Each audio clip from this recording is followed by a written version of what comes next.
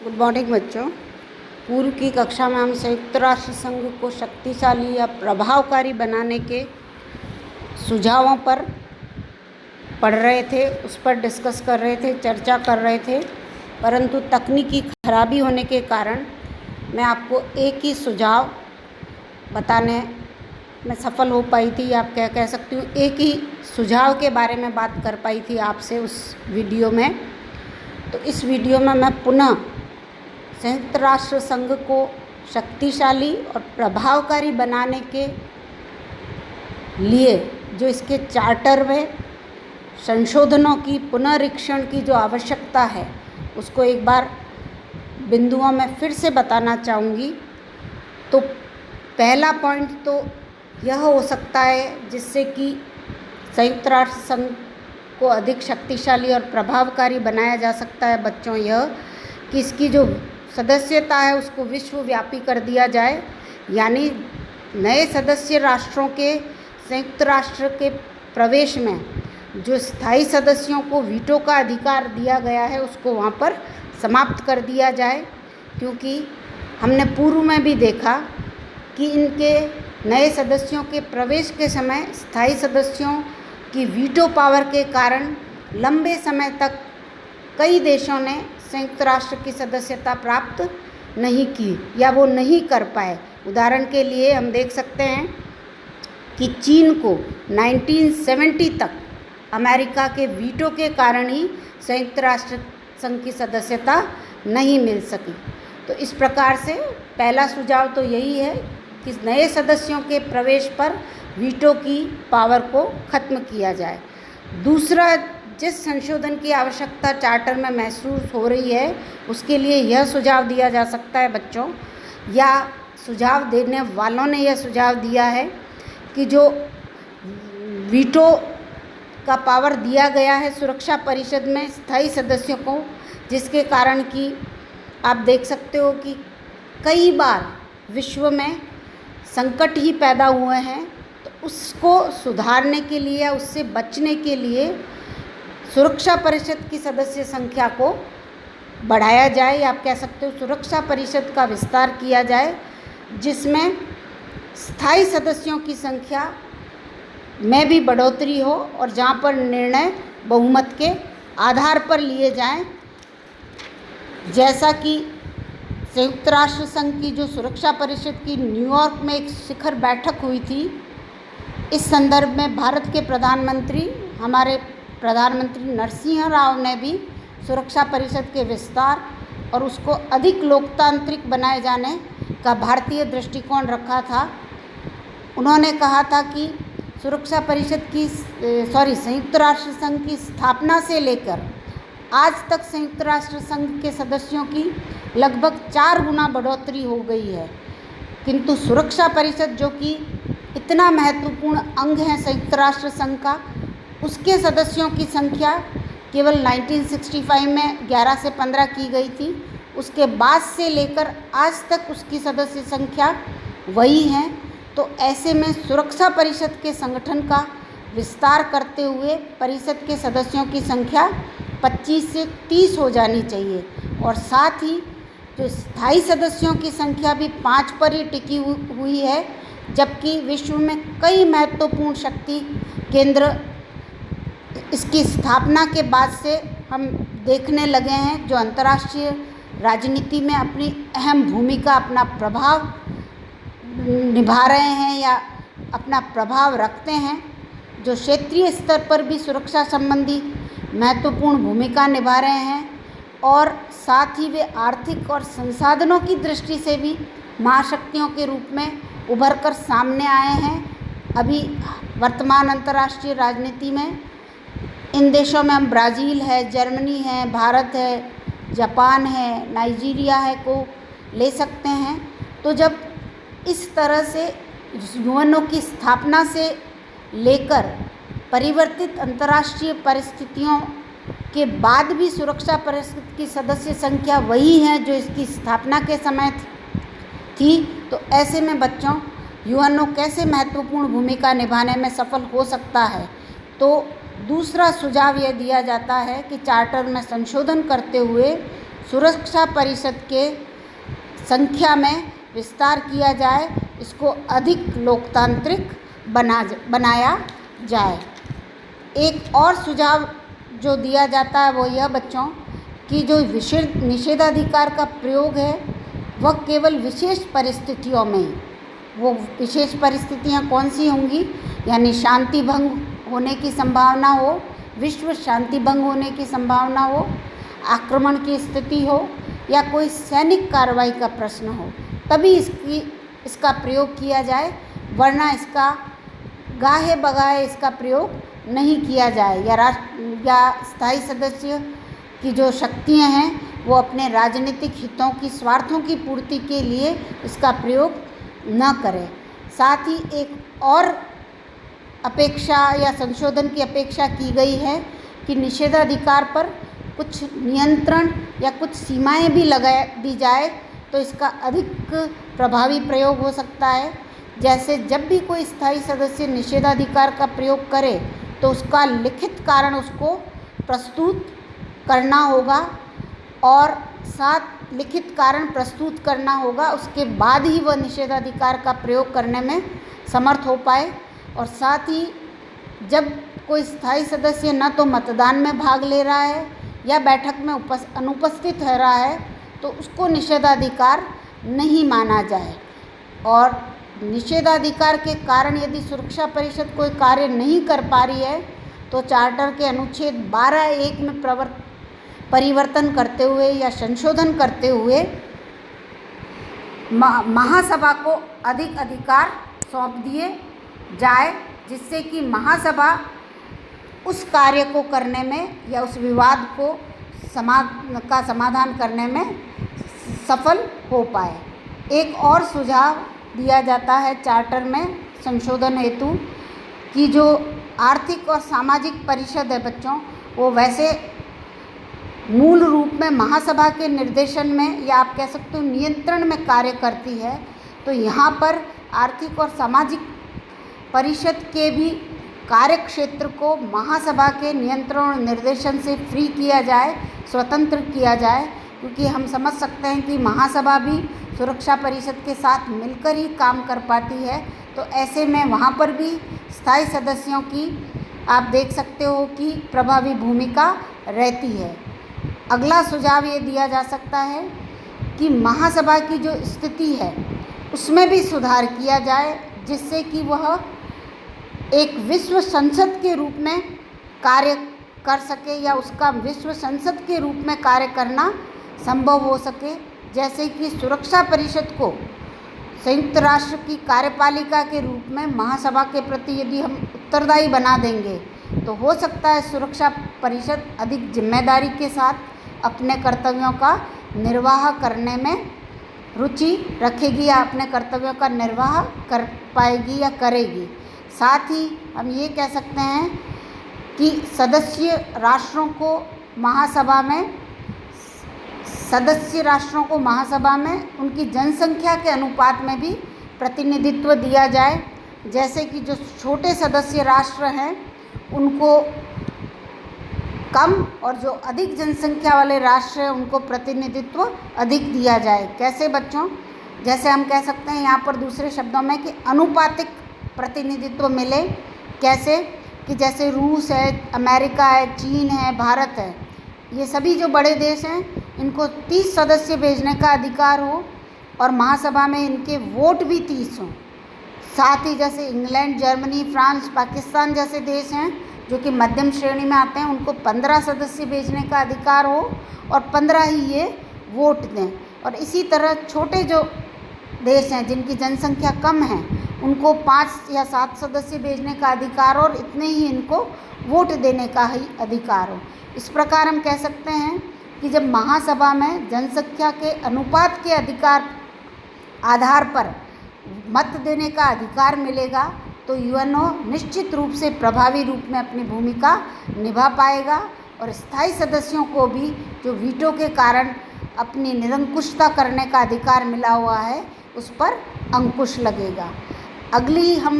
जो सुझाव या चार्टर में संशोधन की बात कर सकते हैं वो यह है कि जो घरेलू क्षेत्राधिकार का बहाना बनाकर राज्य या देश यूएनओ की कार्रवाइयों की अवहेलना करते हैं, उपेक्षा करते हैं, उसको रोका जाए। यानी कि घरेलू क्षेत्राधिकार की स्पष्ट सुनिश्चित व्याख्या कर दी जाए और साथ ही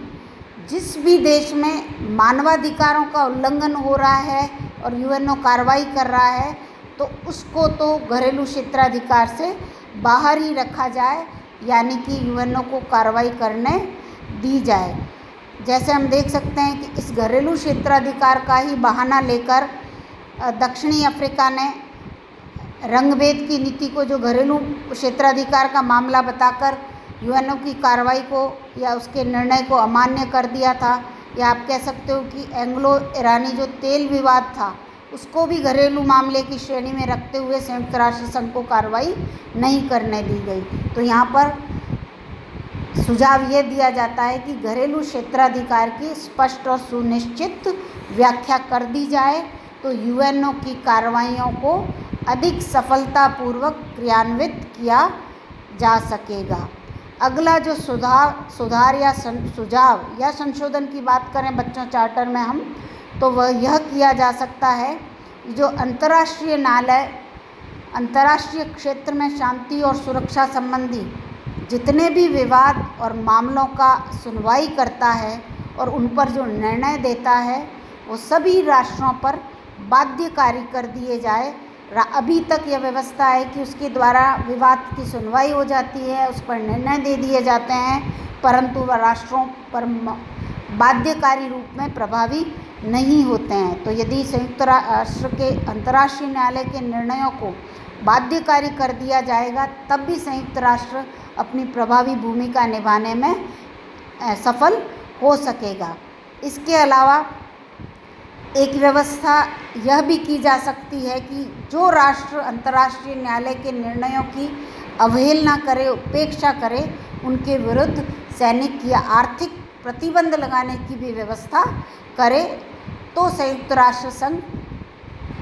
फिर से अपनी अहम भूमिका निभाने में सफल हो सकता है। इसके अलावा बच्चों एक अहम सुधार हेतु यह भी दिया जा सकता है कि यदि महासभा को संयुक्त राष्ट्र सदस्यों को संयुक्त राष्ट्र की सदस्यता हेतु आप कह सकते हो महासभा को यह अधिकार दे दिया जाए कि वह संयुक्त राष्ट्र में संयुक्त राष्ट्रों को नए राष्ट्रों को संयुक्त राष्ट्र की सदस्यता प्रदान करे, तब भी सुरक्षा परिषद के कारण जो नए राष्ट्रों को प्रवेश नहीं मिल पाता है, सुरक्षा परिषद में स्थायी सदस्यों की वीटो पावर के कारण जो नए राष्ट्रों को सदस्य नहीं बनाया जा सकता है उसमें कमी की जा सकती है। यानी आप कह सकते हो कि सदस्यता के प्रश्न पर जो राजनीतिक सौदेबाजी हो रही है उसको ख़त्म किया जा सकेगा। साथ ही एशिया और अफ्रीका के देशों को जो कि अधिकांशतः विकासशील देशों की श्रेणी में आते हैं, उनको यदि अधिकाधिक प्रतिनिधित्व दिया जाए संयुक्त राष्ट्र संघ में तो निश्चित रूप में हम देख सकते हैं कि इन बड़े राष्ट्रों पर या इन बड़ी महाशक्तियों पर इन नवोदित या विकासशील राष्ट्रों की जो राजनीतिक आकांक्षाएं हैं वो भी उभर कर सामने आएगी और इनका जो प्रभाव है वह भी हम देख सकते हैं। अगला जो सुझाव हम ये दे सकते हैं बच्चों कि जो सुरक्षा परिषद है उसको कुछ सामाजिक कार्य भी सौंप दिए जाए तो जो यह केवल राजनीतिक अखाड़ा बनाया हुआ है या केवल राजनीतिक समस्याओं को लेकर जो पांचों स्थायी सदस्यों का खेल इसमें चलता है उसको रोका जा सकता है। उनकी जो राजनीतिक हितों की पूर्ति का यह केंद्र बनकर रह गया है उससे भी इसको थोड़ा कम किया जा सकता है यदि इसको कुछ सामाजिक विकास के कार्य भी सौंपे जाए और साथ ही सुरक्षा परिषद की जो बैठकें हैं उनकी भी एक निश्चित अवधि में आमंत्रित की जाए जिससे कि उसमें सभी राष्ट्रों के राजनीतिज्ञ प्रधानमंत्री जैसे प्रधानमंत्री राष्ट्रपति आदि भाग लेंगे तो निश्चित रूप से इसके जो सुरक्षा परिषद के निर्णय लिए जाते हैं उन पर प्रभाव पड़ेगा। यानी यहाँ पर निश्चित बैठकों में जब बड़े बड़े अन्य राष्ट्रों के भी राष्ट्राध्यक्ष शामिल होंगे, तो स्थायी सदस्यों की जो ये वीटो की धमकी है या उसका बारंबार जो प्रयोग है उसके में भी थोड़ी कमी आएगी, या आप कह सकते हो उनके इस प्रयोग में थोड़ा दबाव बनाया जा सकेगा या बनाया जाना संभव होगा। अगला जो हम सुझाव दे सकते हैं बच्चों वो यह है, जो काफ़ी अहम बताया जा सकता है या काफ़ी अहम भूमिका निभा सकता है यूएनओ को अपनी सशक्त भूमिका अंतर्राष्ट्रीय क्षेत्र को निभाने में, वह है कि इसका अपना एक सैन्य बल होना चाहिए। यूएनओ की अपनी एक स्थायी सेना होनी चाहिए। अभी तक तो वह जितनी भी कार्रवाइयाँ करता है वह सदस्य राष्ट्रों की सैन्य बलों के आधार पर करता है, और कई बार हो सकता है सदस्य राष्ट्र उसको सैन्य बल उपलब्ध कराने से मना कर दे, तो ऐसे में भी वह उस कार्रवाई को करने में सफल नहीं हो पाता है। तो यहाँ पर यही सुझाव दिया जा सकता है कि इतने बड़े संगठन की अपनी एक स्थायी सेना अवश्य होनी चाहिए। और एक और महत्वपूर्ण सुझाव के रूप में हम यह कह सकते हैं कि इसके अपने आय के स्वतंत्र और विश्वसनीय स्रोत होने चाहिए, जो अब तक यह सिर्फ सदस्य राष्ट्रों के अंशदान पर निर्भर है और वो भी असमान अंशदान पर निर्भर है, उसको ख़त्म किया जाना चाहिए। जैसे प्रत्येक सदस्य को कम से कम 0.01% का न्यूनतम अंशदान फिक्स कर दिया जाना चाहिए कि इतना तो उनको देना ही पड़ेगा। क्योंकि अभी तो यह हो रहा है कि जैसे अमेरिका, रूस, जापान, फ्रांस, चीन, इटली, ब्रिटेन और कनाडा का योगदान तो 75.2% हो रहा है, और बाकी जितने भी सदस्य देश हैं उनका केवल 2.89 ही अंशदान हो रहा है। तो ऐसे में जो इतनी वित्तीय सहायता दे रहे हैं वो नो डाउट यूएनओ को अपने हिसाब से ही चलाना चाहेंगे। तो इस प्रकार से जो ये आय का इसका स्रोत है और जिसमें ये जो असमान वित्तीय सहायताएं दी जा रही है उसको भी समाप्त करते हुए सभी सदस्य राष्ट्रों के लिए एक आवश्यक निश्चित अंशदान कर दिया जाएगा, तब भी यूएनओ उस स्तर में अपनी भूमिका या योगदान देने में सफल हो सकता है बच्चों, जिस स्तर को सोचते हुए इसकी स्थापना की गई थी। अब मैं बात करूंगी उपरोक्त संशोधनों के बाद कि इन संशोधनों के संदर्भ में ही एक दो अनौपचारिक संशोधन भी हम संयुक्त राष्ट्र के चार्टर में देख सकते हैं, या आप कह सकते हो धीरे धीरे समय के साथ साथ इन अनौपचारिक संशोधनों ने संयुक्त राष्ट्र संघ में जगह बना ली हैं। तो जैसे एक तो यह है कि अब सुरक्षा परिषद का यदि कोई सदस्य अनुपस्थित होता है या मतदान में भाग नहीं लेता है तो उसको निषेधाधिकार नहीं माना जाता है, जैसा कि हम कह रहे थे। साथ ही जो 1950 में शांति के लिए एकता प्रस्ताव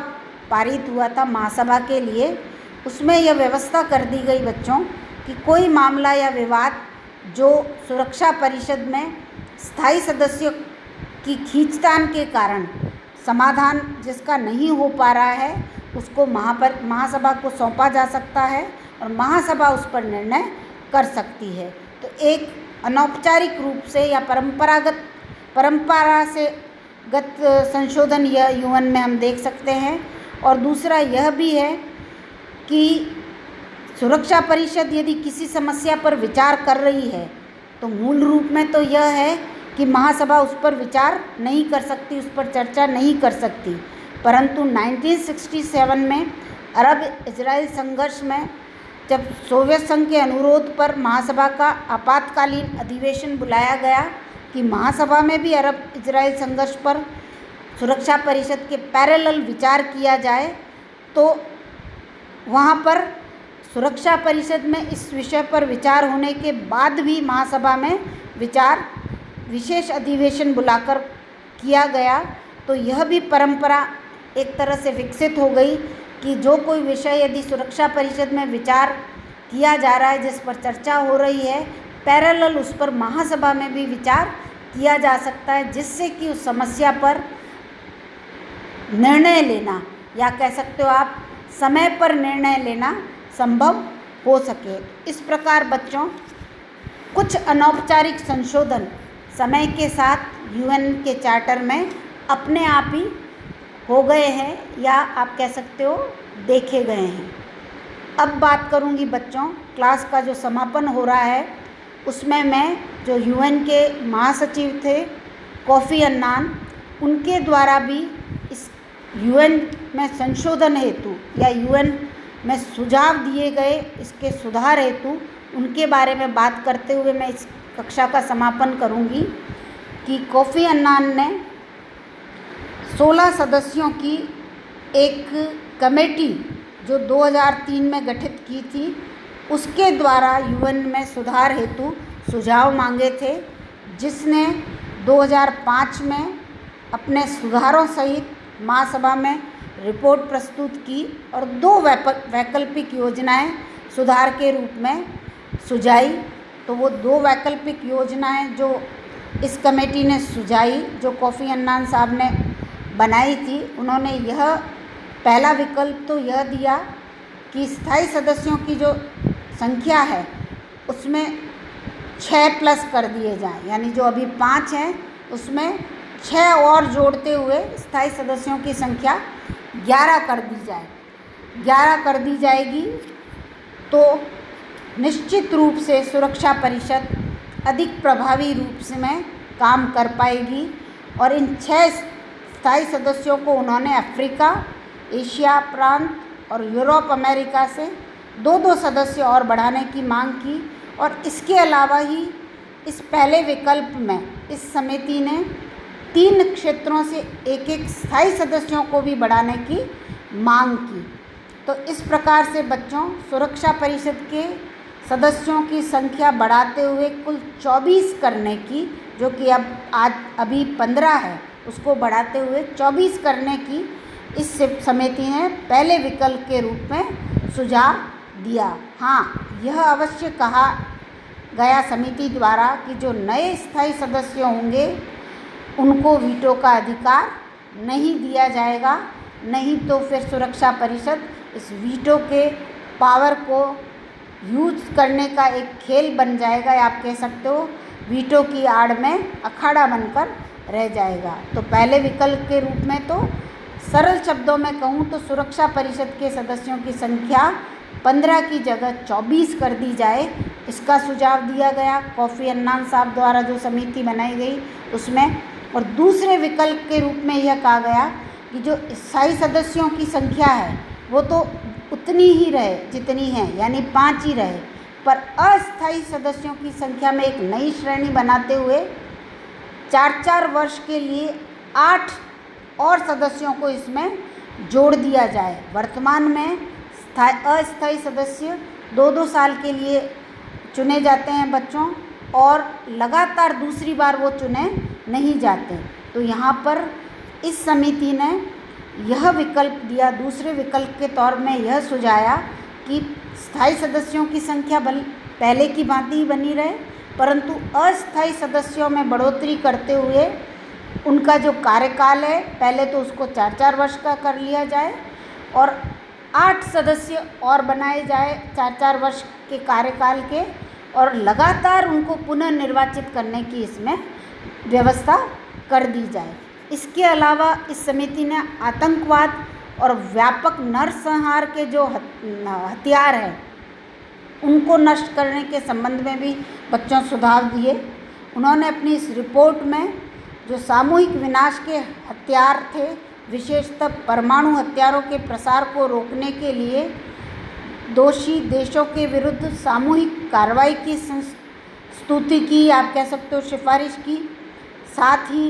नागरिकों या असैनिकों की हत्या करने वाले, जिसको नरसंहार कह सकते हैं, नागरिकों और असैनिकों की हत्या करने वाले या उन्हें गंभीर शारीरिक नुकसान पहुंचाने से की गई किसी भी कार्रवाई को जिसका कि उद्देश्य जनता या सरकार या किसी अंतर्राष्ट्रीय संगठन को डराकर उसको कोई काम करने से रोकना हो, तो उसको आतंकवाद के रूप में परिभाषित करने की भी इस समिति ने सिफारिश की। इसके अलावा एक अहम और सुझाव या सिफारिश जो इस समिति ने की वह यह की कि कई बार जो एहतियातन हमले कर दिए जाते हैं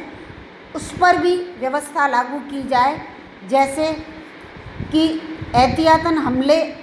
से पूर्व भी सुरक्षा परिषद की मंजूरी अनिवार्य हो और एहतियातन हमले से पूर्व ठोस कारण प्रस्तुत किए जाए सुरक्षा परिषद में, तथा सुरक्षा परिषद की अनुमति के बाद ही वह एहतियातन हमला भी किया जाए। यह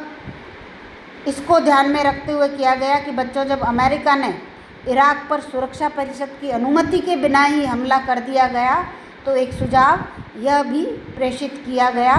कि आत्मरक्षा में या एहतियातन किए गए हमले पर भी सुरक्षा परिषद की स्वीकृति और अनुमति कारण बताते हुए ली जाएगी, तभी किया जाए कि अंतर्राष्ट्रीय क्षेत्र में शांति और खतरा उत्पन्न हो सकती है, उसके बाद ही कार्रवाई की जाए। तो इस तरह से बच्चों, उपरोक्त सुझाव दिए गए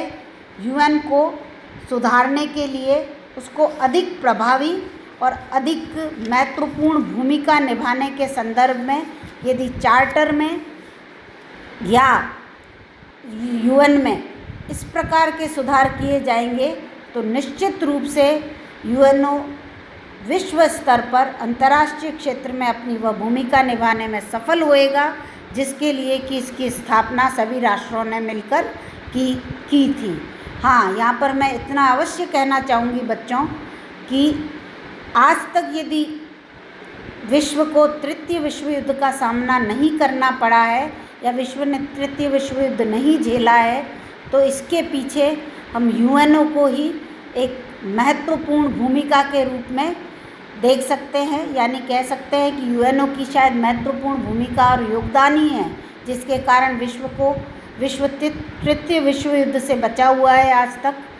नेहरू जी के शब्दों में मैं यह कहना चाहूँगी या यह कहते हुए इस क्लास को समाप्त करना चाहूँगी बच्चों कि संयुक्त राष्ट्र संघ ने कई बार हमारे उत्पन्न होने वाले संकटों को युद्ध में परिणत होने से बचाया है। इसके बिना हम आधुनिक विश्व की कल्पना नहीं कर सकते। तो इस प्रकार बच्चों, आज की कक्षा में मैंने संयुक्त राष्ट्र संघ को शक्तिशाली बनाने, उसको प्रभावकारी भूमिका निभाने हेतु जो सुझाव अभी तक विभिन्न स्तरों पर समय समय पर दिए गए थे उनके बारे में चर्चा की। समिति जो बनाई गई थी कोफी अन्नान साहब के द्वारा, उसके द्वारा जो सुझाव दिए गए उनके बारे में भी चर्चा की। तो थैंक यू बच्चों।